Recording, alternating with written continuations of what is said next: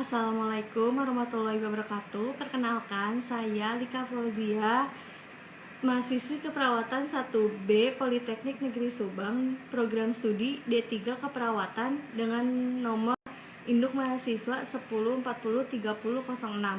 Pada kali ini, saya akan menjelaskan mengenai materi isi buku pendidikan Pancasila untuk pendidikan tinggi dengan pengarang Dr. Ujang Tjardra, SH, MH, MIP, MAP. Bab 1. Pendidikan Pancasila untuk pendidikan tinggi. Orientasi terhadap pendidikan Pancasila. Yang pertama, landasan dan tujuan pendidikan Pancasila. Keyakinan bangsa Indonesia telah begitu tinggi terhadap kebenaran nilai-nilai Pancasila dalam sejarah kenegaraan Indonesia. Yang kedua, rumusan masalah. Rumusan Pancasila secara etimologis, terminologis, historis, sosio-filosofis. Yang ketiga, tujuan mempelajari Pancasila adalah ingin mengetahui Pancasila yang benar, yakni yang dapat dipertanggungjawabkan baik secara yuridis, konstitusional, maupun secara objektif ilmiah. Bab kedua, memahami sejarah Pancasila sebagai lambang negara Indonesia. Yang pertama, Pancasila dalam sejarah bangsa Indonesia. Yang kedua, Pancasila sebagai lambang negara Indonesia. Yang ketiga, memahami Pancasila sebagai lambang negara Indonesia dari putusan Mahkamah Konstitusi nomor 4/PUU X/2012. Bab 3. Memahami Pancasila sebagai sistem filsafat. Yang pertama, pengertian filsafat. Yang kedua, pengertian Pancasila sebagai sistem filsafat. Yang ketiga, konsep dasar filsafat Pancasila. Yang keempat, landasan filsafat Pancasila. Bab 4. Memahami Pancasila sebagai sistem nilai, etika, dan norma. Yang pertama, pengertian nilai, etika, dan norma. Yang kedua, Pancasila sebagai nilai fundamental bagi bangsa dan negara. Bab 5. Memahami muatan sila-sila dalam Pancasila. Yang pertama, hakikat nilai-nilai yang terkandung dalam Pancasila. Yang kedua, isi materi muatan dalam sila-sila Pancasila. Yang ketiga, refleksi nilai-nilai keislaman dalam Pancasila. Bab ke-6. Memahami Pancasila sebagai ideologi bangsa dan negara.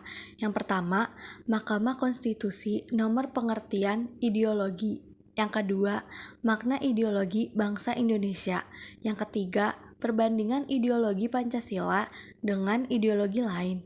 Yang keempat, kedudukan dan fungsi Pancasila dalam tata kehidupan bangsa Indonesia. Yang kelima, memahami makna Pancasila sebagai ideologi negara dari putusan 100/PUU XI/2013. Bab 7. Memahami demokrasi Pancasila. Yang pertama, perkembangan demokrasi Pancasila. Yang kedua, konsep demokrasi. Bab 8. Memahami hak dan kewajiban hak asasi manusia dalam Pancasila.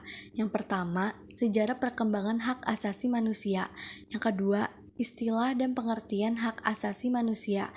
Yang ketiga, macam-macam hak asasi manusia. Yang keempat, pemahaman hak dan kewajiban asasi manusia dalam Pancasila. Bab ke-9. Memahami Pancasila dalam sistem ketatanegaraan Indonesia. Yang pertama, isi arti Pancasila dalam pembukaan UUD 1945. Yang kedua, isi arti Pancasila dalam pasal-pasal UUD 1945. Yang ketiga, kandungan pembukaan UUD 1945.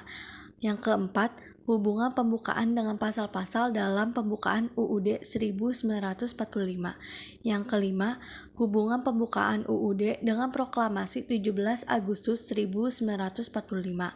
Yang keenam, perubahan UUD 1945.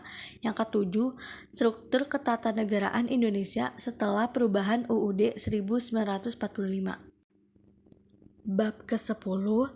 Refleksi Pancasila sebagai paradigma reformasi dalam kehidupan bermasyarakat, berbangsa, dan bernegara. Yang pertama, pengertian paradigma. Yang kedua, Pancasila sebagai paradigma pembangunan. Yang ketiga, Pancasila dalam paradigma kehidupan kampus. Yang keempat, eksistensi Pancasila sebagai paradigma pembangunan di era globalisasi.